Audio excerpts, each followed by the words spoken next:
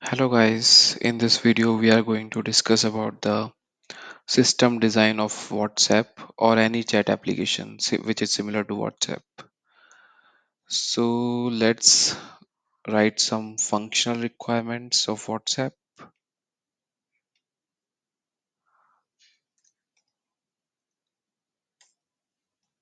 WhatsApp system design. WhatsApp or any chat application.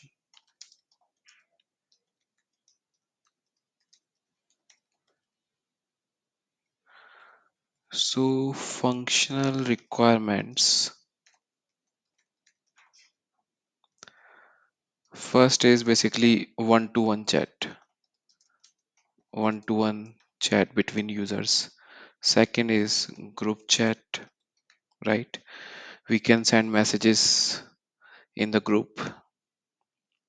Third is share multimedia. User should be able to share multimedia. Multimedia, which is images and videos.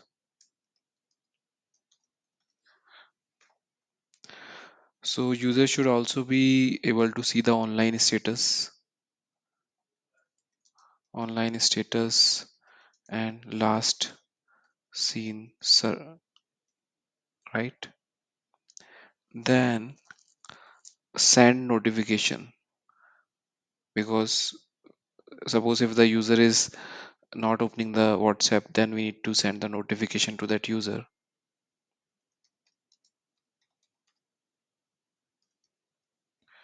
Send notification. Then we will have read receipt. Basically, user has sent the message. User A has sent message to user B, but B has not received the message, or B has received the message but has not read the message. So we can have this read receipt feature.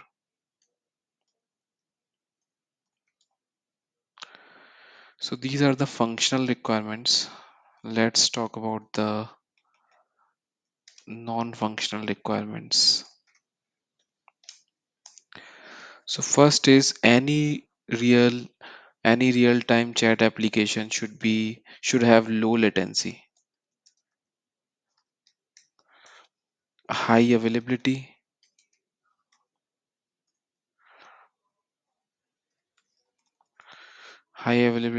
and then we have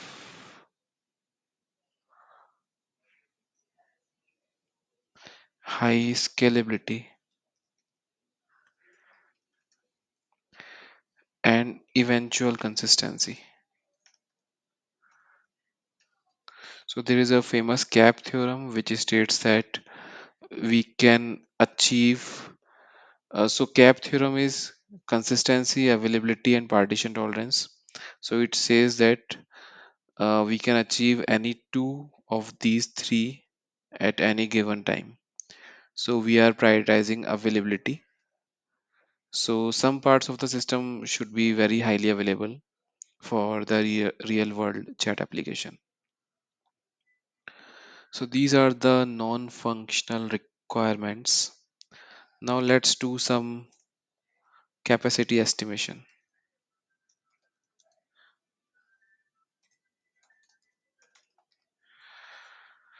So let's assume that daily active users of WhatsApp are 100 million users. Okay, daily active users are 100 million, and on an average, one user sends 30 messages a day. On an average, one user sends 30 messages a day. So, on average,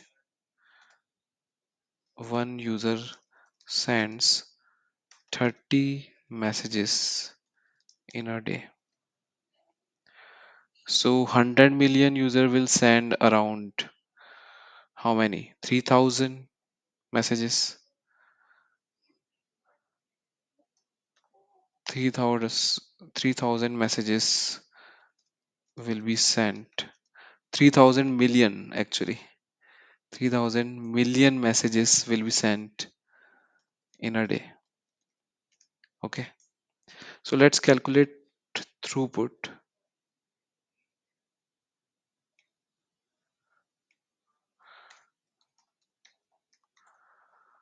Throughput. Okay. So throughput is basically the number of requests per second. So in a day, basically 3000 million messages are being sent. So 3000 million divided by, in a day we have 24 hours, 24s into 60 into 60. So that will be roughly around, let me calculate, 3000 million divided by 24 into 3600. Yeah. So it is roughly around 35,000 35,000 requests per second. So this is our throughput. Our system should be able to serve 35,000 requests per second. Now let's calculate the database size, DB size we need. So in a day, 3000 million messages are sent. Let's assume that size of each message is 10. On an average, size of each message is 10 KB. So 10 KB into 3,000 million. So which is equal to, so let me calculate here, which is equals to 30 terabytes. So this much storage we need. Okay.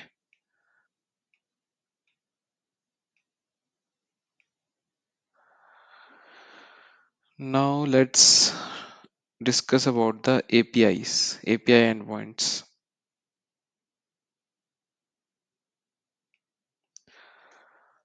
So API endpoints,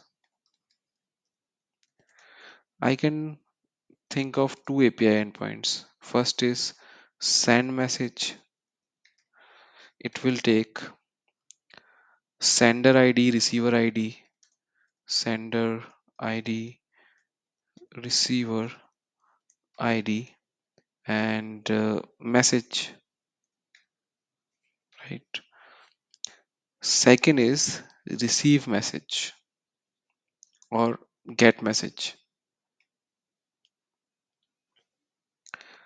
So get message, it will take,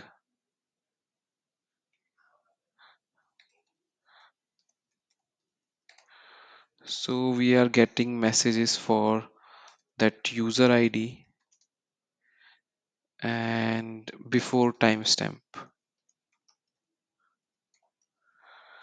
So there is a thing like we are maintaining a last seen table, so in which we will record, the before timestamp. Uh, like before timestamp is basically the WhatsApp has fetch all the messages till that time for that user ID. So these are the two endpoints. Now let's draw the system design diagram of WhatsApp. So we have three users, user 1, user 2, and user 3. So suppose user 1 wants to send the message to user 2.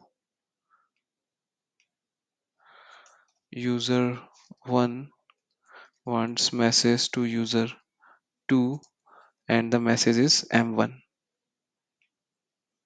So first it will go to the load balancer. Load balancer, okay. So LB is basically load balancer.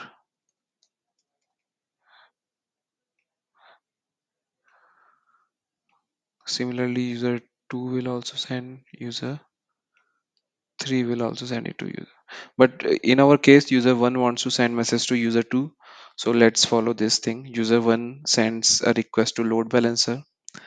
Load balancer will basically send the request to the WebSocket handler.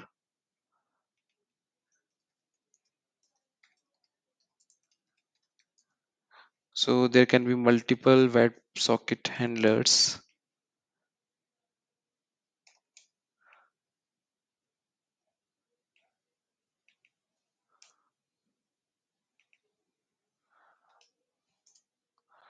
Okay.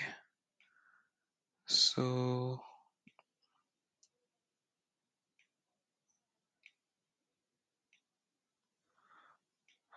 now WebSocket handler will again forward the request to the load balancer.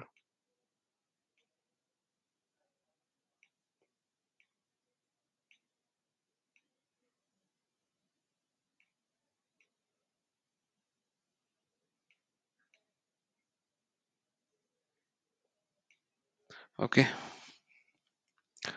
So user 1 is sending message to user 2. So this load balancer, it will call the messaging service.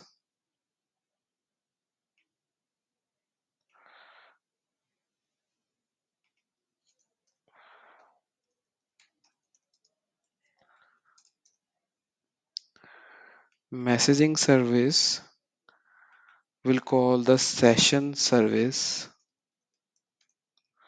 to find out the WebSocket handler of this user 2. Okay, because the system does not know like what is the WebSocket handler user 2 is connected. It can be this one, it can be this one, any WebSocket handler. User 2 can be connected to the any WebSocket handler. So we need to find out using the session service, like which WebSocket handler is connected to user 2. So session service basically maintains a database, and it's a session DB, or let's say NoSQL database basically.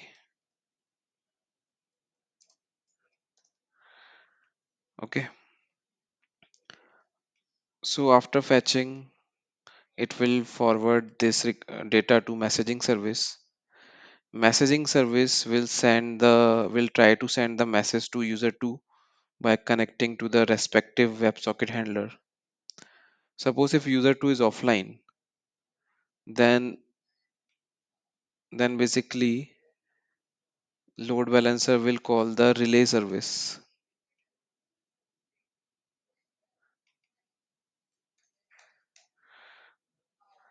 So relay service will store the message in a NoSQL database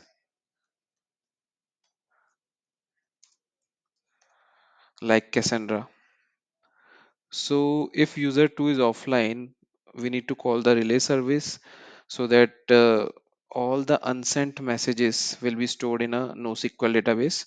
And NoSQL database can be Cassandra because Cassandra is very good for heavy writes. So we can store all the unsent messages in this NoSQL database. Okay, now there is another service which is a last seen service.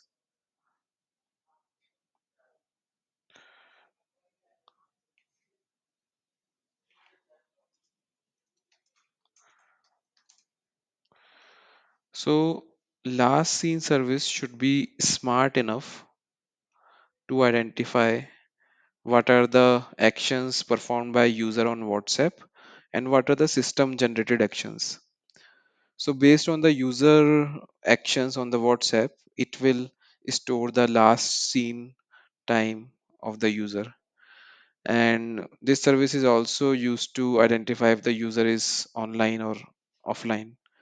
So last seen service internally maintains a database which is a NoSQL database,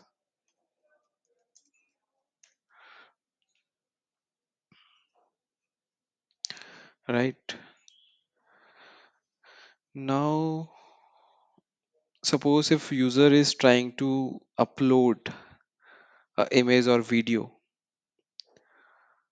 right? Then we will use a set service.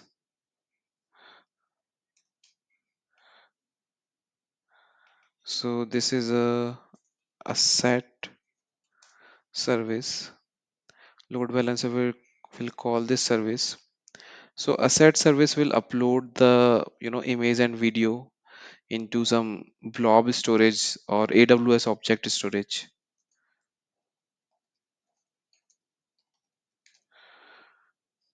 And AWS object storage will give the URL of that uploaded video and image to this thing, asset service.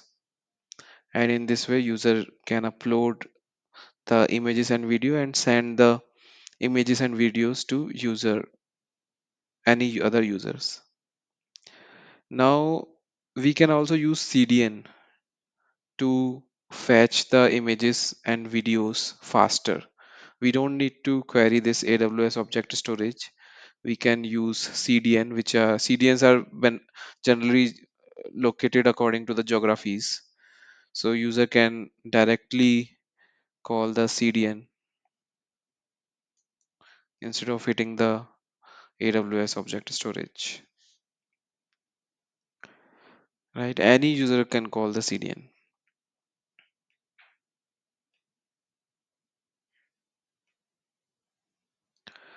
Now let's talk about the group service. Suppose user 1 wants to send message to group 1 and the message is M1. Then the request will first come to this load balancer, then it will go via this the WebSocket handler which is connected with that user 1. Then it will again go to that load balancer and it will go through this messaging service. But the messaging service will basically put the message into the Kafka stream. So let me write the Kafka stream here.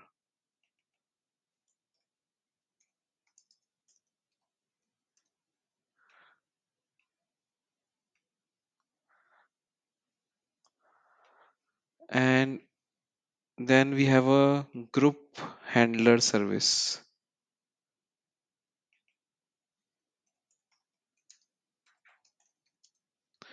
So once the data is pushed into the message is pushed into the Kafka stream for group 1. So group 1 is a topic, Kafka topic. Then this group handler service will get the data from this Kafka, and group handler service will call the group service.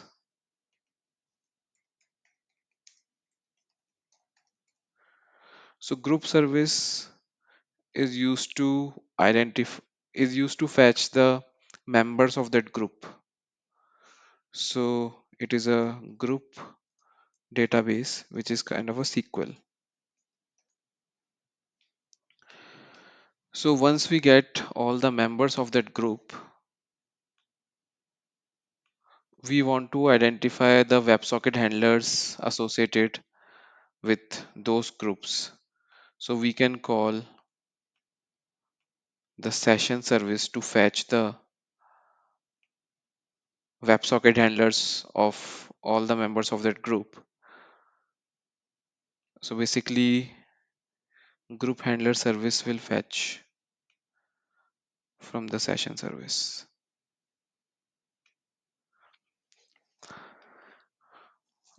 Right. So from the session service, the corresponding WebSocket handlers of those group will be fetched. Let's say in that group we have user A, B, and C. So let me write it here. Let me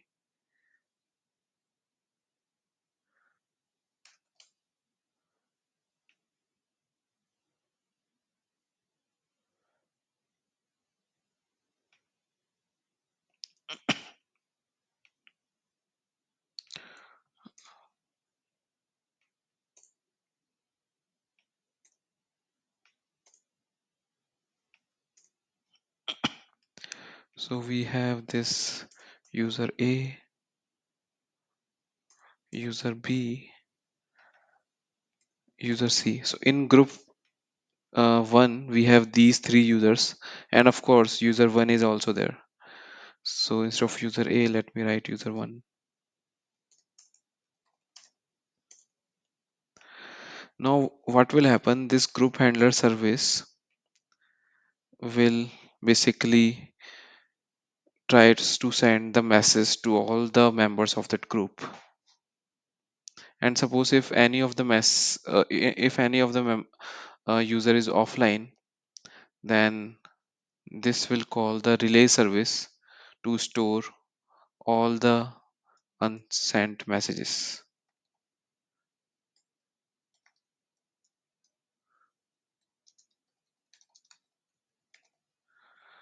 Okay. So in this way, the architecture of WhatsApp works. And there is also one another thing which is end-to-end encryption. So in the non-functional requirements, we can have another thing which is end-to-end encryption. So end-to-end encryption can be achieved by using RSA. So RSA is an encryption service, right? So RSA encryption is a public key cryptography algorithm that uses a pair of public and private keys to encrypt and decrypt data. So each user will have their own public and private keys, and basically we can decrypt the data by using private key, and we can encrypt the data by using public key. So in this way we can achieve end-to-end encryption. So for example, user 1 is trying to send message user 2 and M1. So M1 will be first decrypted by the private key of user 1, and then public key of again decrypted by the public key of user 2, because since it's a public key, so everyone knows the public key of user 2. So once the user 2 gets the decrypted message, it will first, sorry, I'm saying wrong. So user 1 will encrypt the message M1 first by its own private key, second by the public key of user 2. Now user 2 receives the encrypted message M1. It will decrypt the message by its own public key, sorry, by its own private key and by the public key of user 1. So it's a double encryption and double decryption is happening here. Here we are encrypting and here we are decrypting. So again, if you miss the things, let me tell you again. User 1 will encrypt message M1 by its own private key and public key of user 2. User 2 will decrypt the message by the public key of user 1 and by its own private key. So I hope you get it. And one another service which I can think of is a user service. So user service, we can have it here. So user service is used to fetch the user profile information.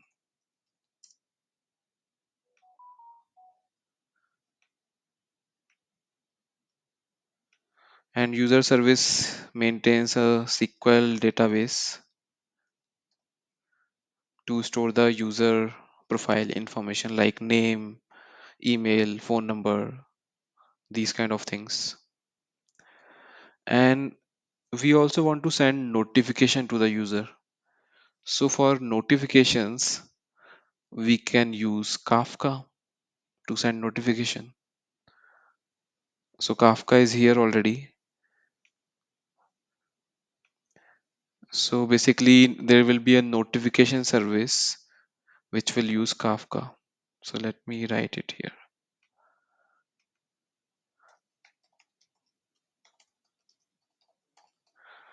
Okay. And it will send the message to users.